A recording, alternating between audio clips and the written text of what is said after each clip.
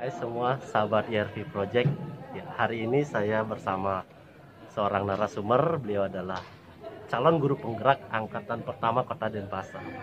Inilah Ibu atau sering dipanggil dengan Miss Andromeda. Ya,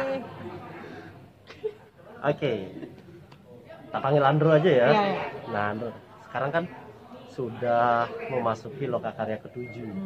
Nah, kurang lebih sudah 7 bulan mengikuti Lokakarya dan pelatihan guru penggerak.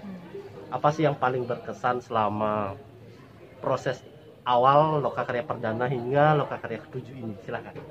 Yang paling berkesan itulah kegiatan lokakaryanya yang dia tuh lebih hands on itu maksudnya jadi kita itu nggak textbook banget, tidak menggunakan textbook, tapi kita itu di sana diberikan kasus. Jadi dari kasus itu kita diskusikan dengan teman-teman, seperti misalnya kita harus membuat sebuah visi, membuat sebuah program yang pada murid.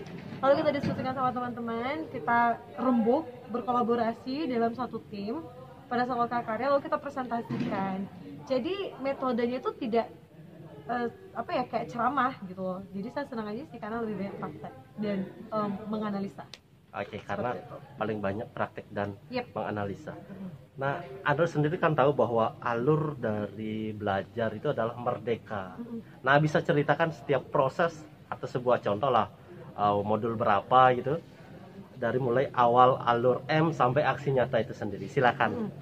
Kalau misalnya saya tuh paling berkesan di modul 2 modul 2 itu karena semua itu berhubungan dengan praktik pembelajaran berpihak pada murid. Karena itu penting banget ya.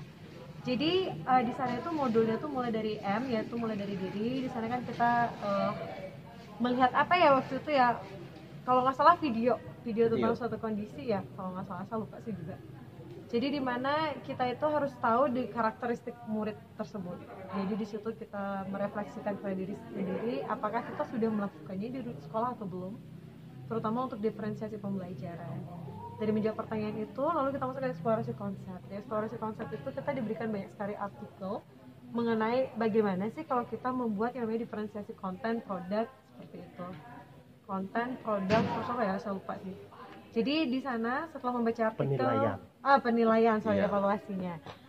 Setelah membaca artikel itu lalu nonton video itu lebih dapat ilmu lagi. Sebenarnya sih sebelumnya sudah ada ya, tapi memang agak jarang diaplikasikan sama guru-guru yang ada di sekolah-sekolah kayak sekolah negeri seperti itu, ataupun swasta yang kalau internasional mungkin sudah, tapi ada di sekolah lain yang belum seperti itu. Jadi guru penggeraknya bagus sekali.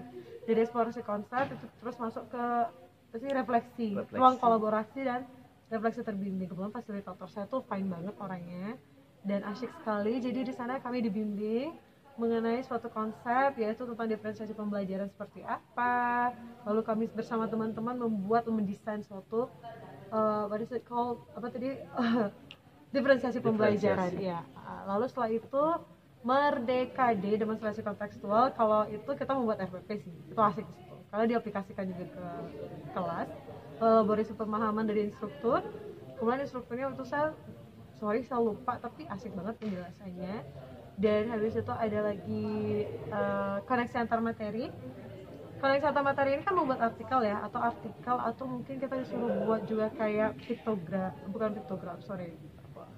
infografis ya, seperti itu. Jadi lebih kayak video juga, jadi lebih kreatif sih karena kita harus mengkoneksikan satu materi dengan materi yang sebelumnya kita pelajari, jadi lebih kayak di recall lagi lah pengetahuannya.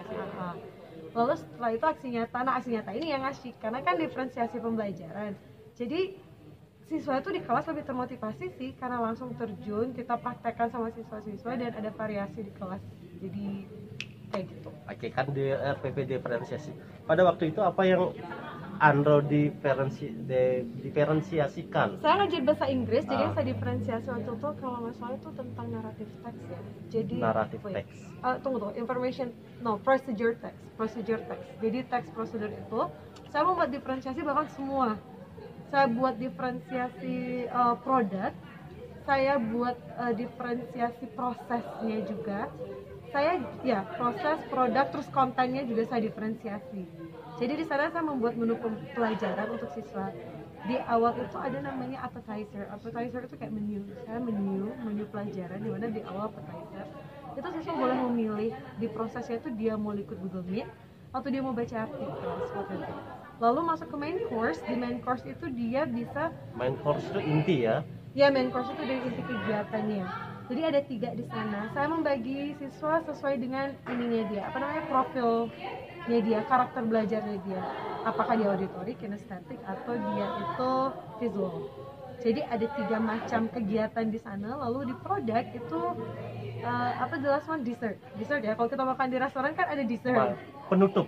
Ya, makanan penutupnya itu hasil produknya bisa berupa video, lalu artikel, lalu setelah itu ada poster kayak gitu. Jadi udah variatif banget dalam satu pelajaran. Saya buatkan menu, anak-anak memilih dan hasilnya amazing sekali.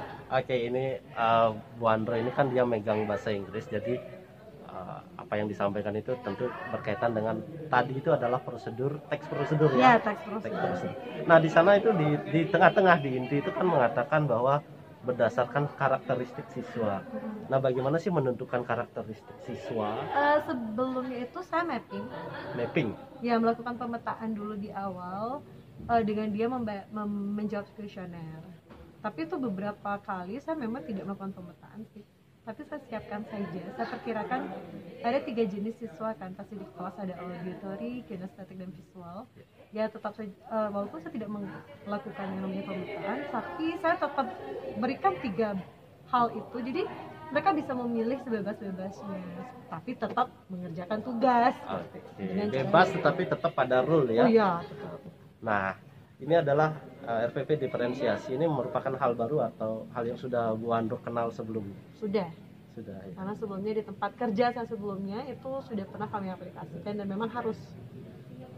Untuk yang saat ini saya mencoba mengaplikasikannya di sekolah saya yang bekerja saat ini, itu ternyata lebih tertarik ya anak-anaknya dibanding kalau saya monoton belajar tentang satu topik aja, walaupun caranya saya buat video gitu, tapi nggak ada diferensiasi produk, anak-anak jadi nggak punya pilihan. Jadi saya melihat bahwa oh ya udah, next time nggak menggunakan diferensiasi di kelas. Saya menemukan beberapa hal begini, Andro ya. Salah satunya ketika diferensiasi itu misal ada 28 siswa, apakah harus 28 RPP yang dibuat? Oh no. Nah, ini yang coba diberikan sebuah penguatan bahwa itu hal yang tidak semestinya benar.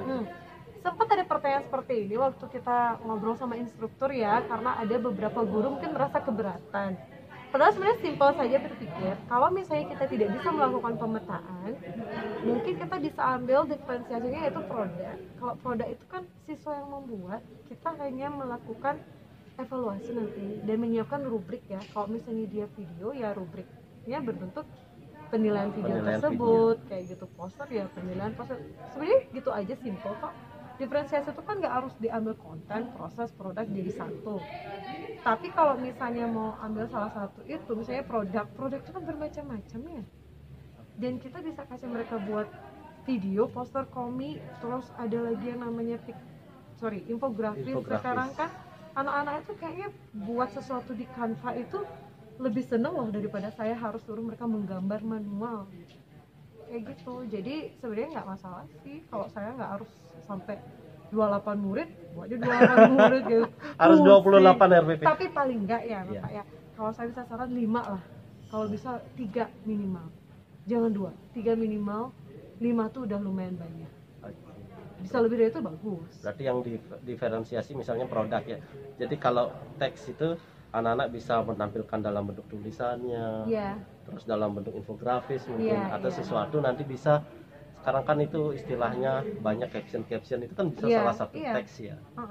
Nah, sekarang begini, apakah kegiatan guru penggerak yang Andro lakukan dari awal sampai akhir ini memberi dampak yang positif minimal bagi diri? Iya. Salah satunya rasa percaya diri.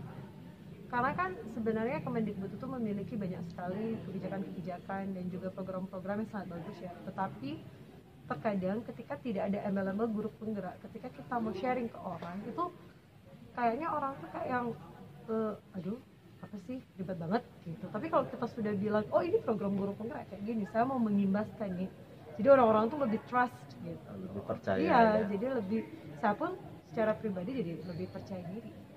Oke, nah Andro di kesempatan baik ini kan sudah bulan ke-7 nih, tinggal 2 bulan lagi.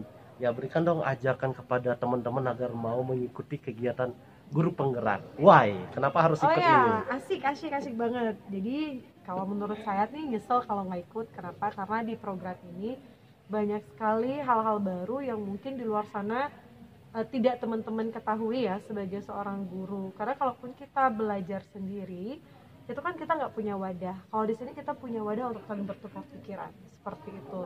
Jadi kalau nggak ikut nyesel sih, karena kalau dibilang berat, nggak tuh. Coba aja ikut dulu, mungkin memang waktu 2 bulan akan beradaptasi rasanya berat, tapi setelah 2 bulan itu saya pun merasakannya fine-fine aja, dan rasanya kok cepet ya, udah mau selesai. kurang karena ini belajar gratis gitu. Oke, nah terakhir nih sebagai closing 3 kata deh yang mencerminkan seorang guru penggerak. Silakan dari Andromeda Ken Prabuning. Iya kan? Iya, benar. Tidak pernah menyerah, out of the box. 3 kata ya, tapi itu jadi satu frase loh. Ya oke deh, 3 frase. Diubah lagi. Oke. Out of the box, terus motivasi dan kreatif, seperti itu. Oke, itu tadi obrolan singkat kita bersama salah satu calon guru penggerak Kota Denpasar angkatan 1, Andromeda Ken Prabuning. Ya teman-teman, jangan lupa untuk tetap berikan feedback agar channel ini jauh lebih baik lagi. Bye bye.